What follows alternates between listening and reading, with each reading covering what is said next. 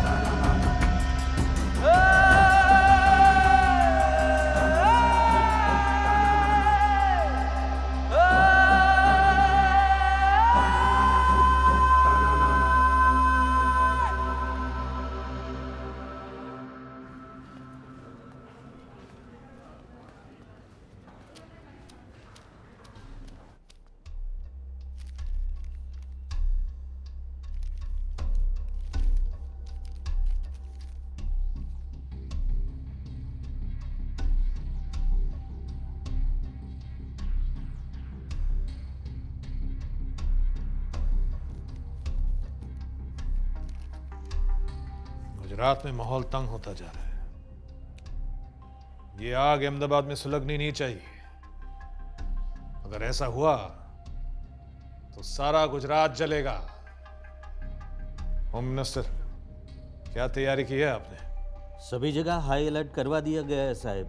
जो पुलिस वाले छुट्टी पर थे सभी की छुट्टियां कैंसिल कर दी है। सुबह से लोगों के टोले रास्ते पर उतर आए हैं। उन्हें बिखेरने का काम शुरू कर दो। हिंदुओं में बहुत गुस्सा, बहुत दुख है नरेंद्र भाई। ऐसे में उन पर लाठीचार्ज नहीं किया जा सकता। आनंदी बहन, जब कोई बुद्धिमान टोले का हिस्सा बनता है तो उसकी बुद्धि काम करना बंद कर देती है, क्योंकि एक का गुस्सा दूसरे के गुस्से को बढ़ाता है। मेरे हिसाब से किसी भी हालत में इन टोलों को बिखेर देना चाहिए। जय नारायण जी, आप भारतीय जनता पार्टी के नेताओं और कार्यकर्ताओं से मिलो, संयम रखने के लिए कहो। ये कौमी दंगे हमारी गुजरात के तासीर में है।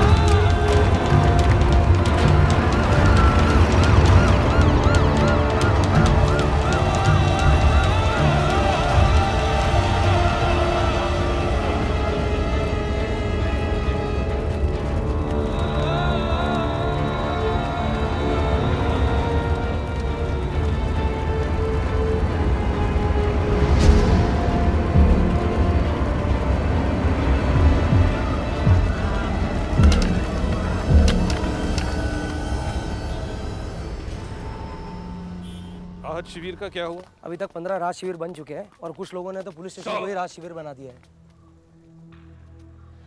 सर 100 से ज्यादा मुसलमान लोग मारे गए हैं और 25 से 30 हिंदुओं के मारे जाने की खबर पक्की है। मारने वालों का कोई धर्म नहीं होता, लेकिन कम से कम जो लोग मरे हैं उन्हें हिंदू या मुसलमान में बांटना बंद करो। यहाँ के रहने वाले लोग गुजराती हैं और मेरे 5 करोड़ गुजराती भाइयों बहनों की सांसें मेरी सांसों से ज्यादा कीमती हैं। मुझे बताइए कि दंगे रोकने में असफलता क्यों मिल रही है? सर हमारी फोर्स बहुत कम पड़ रही है और सर पता नहीं दंगे करने वालों के पास रातों रात इतनी सारी बंदूकें और हथियार कहां से आ गए। सर पत्थर फेंकने वालों को तो काबू किया जा सकता है, लेकिन बंदूक चलाने वाले और पेट्रोल बम फेंकने वालों को काबू करने के लिए हमें बहुत ज्यादा फोर्स की जरूरत है।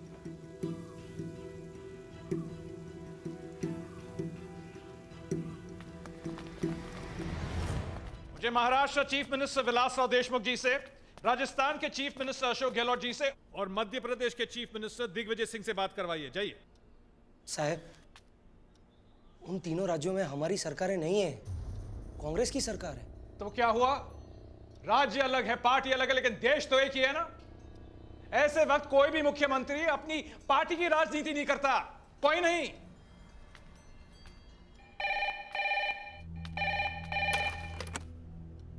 नमस्कार, मैं गुजरात का मुख्यमंत्री नरेंद्र मोदी बोल रहा हूं। गुजरात की स्थिति तो आप जानते ही है, बस आपके थोड़े पुलिस की मदद की जरूरत थी हमें। देखिए, ये आपके राज्य की समस्या है मोदी जी, और मेरे राज्य में इतनी पुलिस है ही नहीं कि मैं आपको कोई मदद भेज सकूं। लेकिन मैं हाथ जोड़ के आपसे विनती करता हूं, अगर आप पुलिस फोर्स नहीं भेज सकते तो कम से कम अपनी पुलिस को हमारे दोनों राज्यों की सीमावर्ती इलाकों में भेज दीजिए, ताकि मैं अपनी पुलिस को हमारे शहरों में इस्तेमाल कर सकूं। माफ कीजिए, मैं कुछ नहीं कर सकता।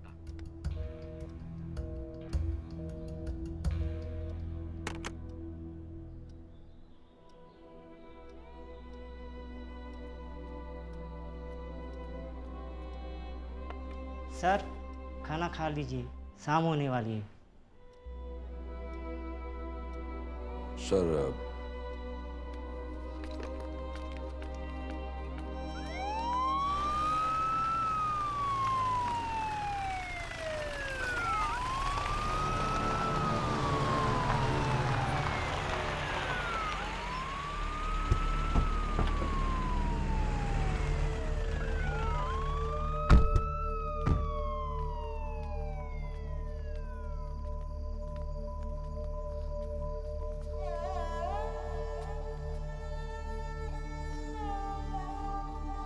खाना पीना ठीक से मिल रहा है?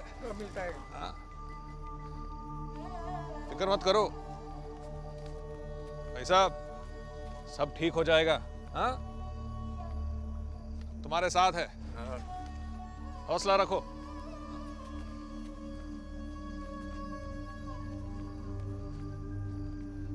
सलाम मियाँ, सब खैरियत? नहीं साहब, मेरे बच्चे के लिए दूध का इंतजाम करो तो अच्छा है।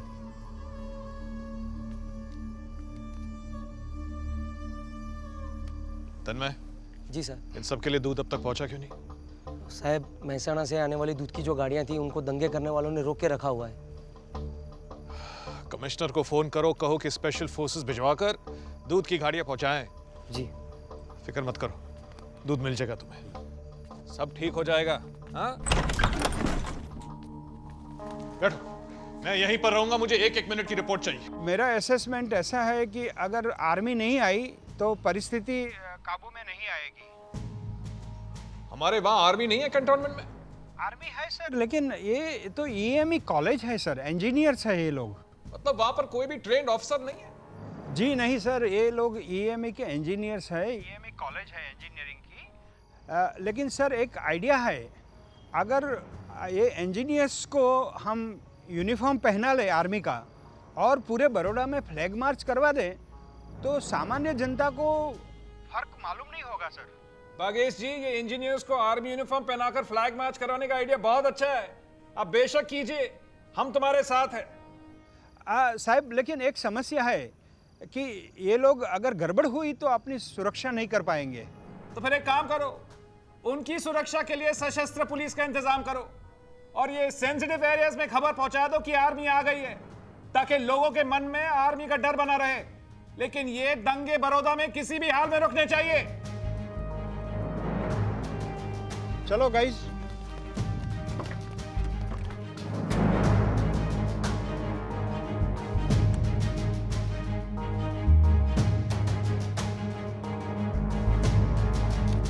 क्या हो रहा है? मुख्यमंत्री बोल रहे हो? अभी का भी मुझे स्थिति थी बता दो, ठीक है? जो करना है करो, लेकिन रोको लोगों को वहां पर।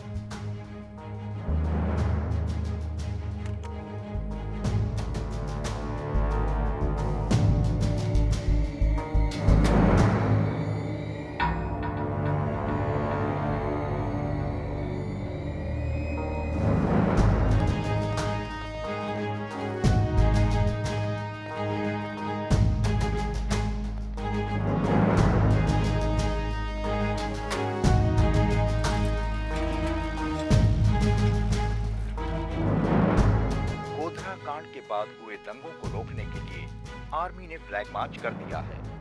आर्मी के पहुंचने के बाद मानो कि पूरे गुजरात में कर्फ्यू जैसा माहौल हो गया है। आर्मी और पुलिस के जवानों ने दंगे काबू कर लिए हैं। गुजरात शांत होता नजर आ रहा है और जनजीवन सामान्य होता जा रहा है। सरकार ने दावा किया है कि लोगों की सुरक्षा में कोई कमी नहीं होगी।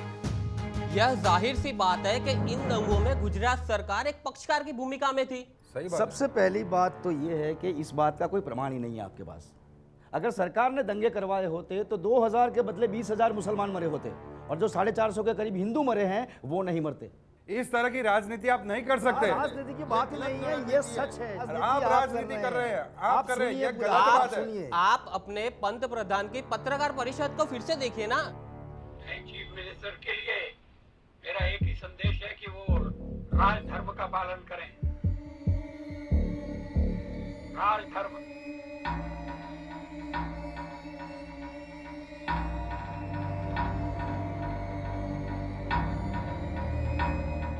ये शब्द काफी सार्थक है। पंत प्रधान का कहना ये था। दिखाइए इनको, एक बार फिर से दिखाइए। अरे आप खुद देखिए, आपके वडाप्रधान वाजपेयी जी क्या कह रहे हैं। पूरा देश आप देखिए। शांत रहिए। एक मिनट पहले देख तो लीजिए। ठीक है, मैं उसी का पालन कर रहा हूँ, पालन करने का प्रयास कर रहा हूँ।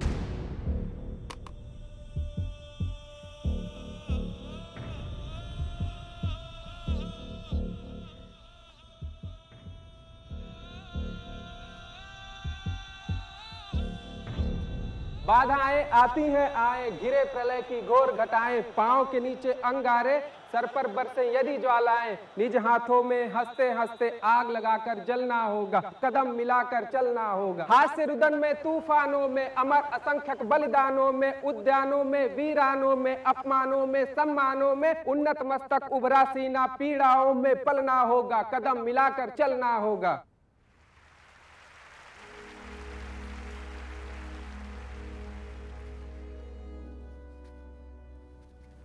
नरेंद्र भाई के पद छोड़ने से गुजरात की स्थिति में कोई फर्क नहीं आएगा। हाँ, विपक्षी दलों को फायदा जरूर हो जाएगा। बात बताइए, नरेंद्र भाई त्यागपत्र क्यों दे? स्मरण कीजिए, 1996 में उनको गुजरात के बाहर भेज दिया गया था। तब कितनी धांधलियां मची थी, और 2001 में उनको वापस बुलाया गया गुजरात और ये गुजरात के बीजेपी पक्ष को संभालने के लिए। अब की बार उनके साथ अन्याय नहीं होना चाहिए, दैट्स ऑल। मुझे लगता है कि हमें एक बार नरेंद्र भाई को सुन लेना चाहिए। एग्जैक्टली, ये तो मैं कह रहा हूं। नरेंद्र भाई के मुंह से बात सुनेंगे तो उनके हृदय की सच्चाई की परख हो जाएगी।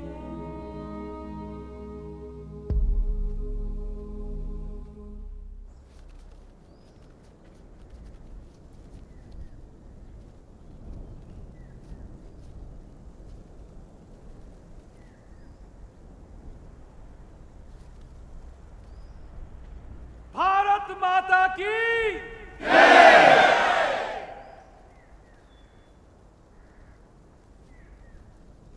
हिमालय के शिखरों पर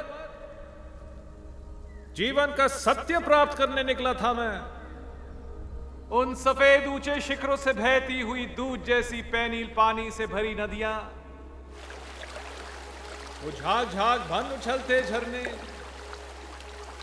वहां की ठंडी पवन में घुली पहाड़ी पुष्पों की सुगंध, उस विराट विश्व के सामने खड़े होकर मैंने अपने आप को देखा था। ऐसा प्रतीत हो रहा था कि मैं बहुत ही छोटा, बहुत ही शूद्र, जैसे चरण रज हूं। हां, चरण रज हूं, पर परमात्मा के चरणों की रज हूं। मूल्यहीन हूं, पर व्यर्थ नहीं। मैंने सोच लिया था कि मेरे देश में करोड़ों करोड़ों लोगों के रोने की आवाज आ रही है चारों ओर से। उन रोने वाले भाइयों और बहनों के रुदन का कारण मिटाकर जो शांति मिलेगी, वो सच्ची शांति होगी। आदेश मिला कि पूर्व पीड़ितों की सहायता करूं। मैंने जीवन दांव पर लगाकर वो कार्य किया। आदेश मिला कि तानाशाही के सामने लड़ाई लड़ी जाए। मैंने फिर से जीवन दांव पर लगा दिया। आदेश मिला कि डांग और नर्मदा जिले की वनवासियों बंधुओं के बीच में सेवा कार्य किया जाए। मैंने हजारों किलोमीटर पैरों पे चलकर वो कार्य किया। आदेश मिला कि राजनीति में प्रवेश करना है। मैंने हजारों कड़वे घूंट पीकर वो कार्य किया। आदेश मिला कि गुजरात के मुख्यमंत्री पद की जिम्मेदारी उठानी है। मैंने अपने कंधे धर दिए समाज को। बचपन में मैंने एक साधु महात्मा से सीखा था कि शासन का मंत्र होता है 5 सस्से: स्वास्थ्य, सम्मान, संतोष, स्वतंत्रता और संधि।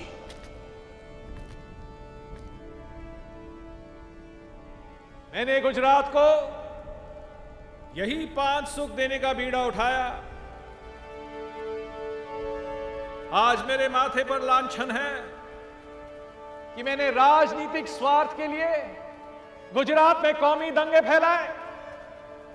मेरे माथे पर यह कलंक है कि मैंने राजधर्म नहीं निभाया। मेरे मुंह पर यह कालीक मली जा रही है कि मैंने न्याय के स्थान पर जातिवाद को चुना। रात दिन मैंने प्रार्थना की है प्रजा से भी और परमात्मा से भी कि मेरे गुजरात में बसा ये विष हटा दे। आज मैं यहां अपनी सफाई देने नहीं आया, सत्ता मांगने नहीं आया, भीख मांगने नहीं आया हूं। आज मैं यहां आया हूं अपना आत्मसम्मान मांगने,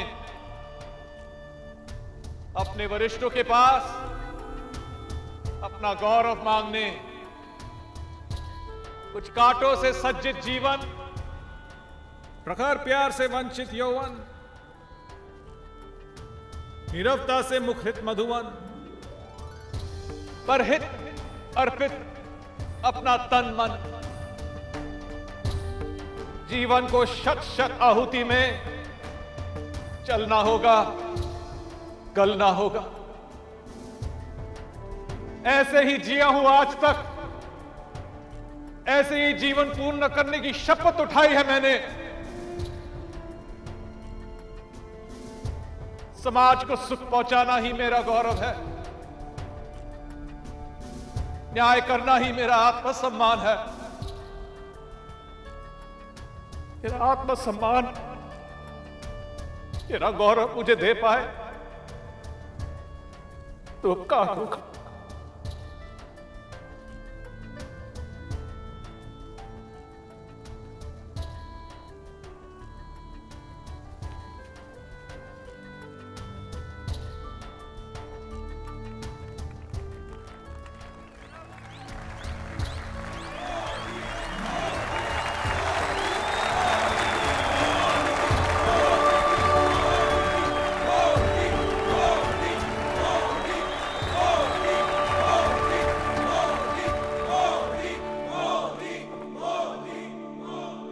गुजरात में क्या हुआ?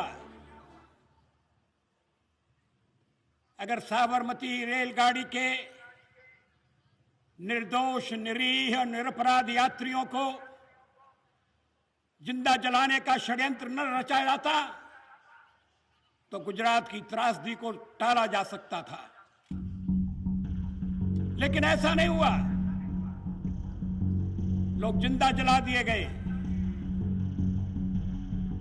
कौन लोग थे वो? सरकार पता लगा रही है। महेंद्र भाई, बोल अमित।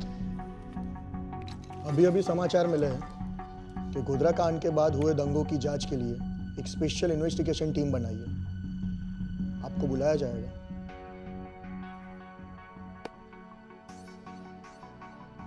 दंगों में हमारी सरकार का कोई हाथ नहीं था, ये कई बार कहा है, लेकिन कोई भी ये सच को मानने के लिए तैयार ही नहीं था।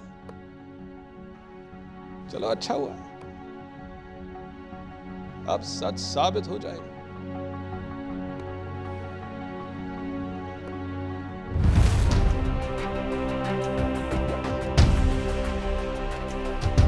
अंबर का आह्वान है, ये भूमि की पुकार है।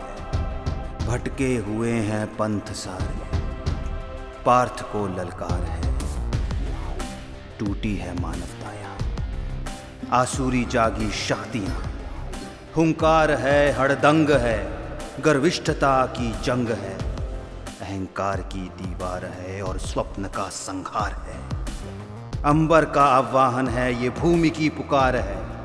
भटके हुए हैं पंथ सारे, पार्थ को ललकार है। समता की बातें भ्रष्ट है, एकात्मता ही नष्ट है।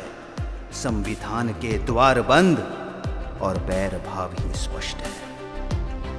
अश्रुओं की धार है, चारों दिशा अंधार है। अंबर का आह्वान है, ये भूमि की पुकार है। भटके हुए हैं पंथ सारे, पार्थ को ललकार है। भूखे हैं तन, टूटे हैं मन, रूठा हुआ प्रत्येक जन। पर अहम के बदले वयम, तो स्नेह सागर उमड़े स्वयं। ध्वस्त सब दीवार है जब आंख में अंगार है, अंबर का आह्वान है ये भूमि की पुकार है। भटके हुए हैं पंथ सारे, पार्थ को ललकार। स्वप्न खोजे खंडार में, लाभ उससे है डगर। अतीत को हम भूल जाएं, सब हृदय के शूल जाएं। क्षितिज का विस्तार हो, डूबे हुए सब पार हो। हमें परस्पर आधार है, उजला मनुज अवतार है। अंबर का आह्वान है, ये भूमि की पुकार है। भटके हुए हैं पंथ सारे, पार्थ को ललकार है, पार्थ को ललकार है, पार्थ को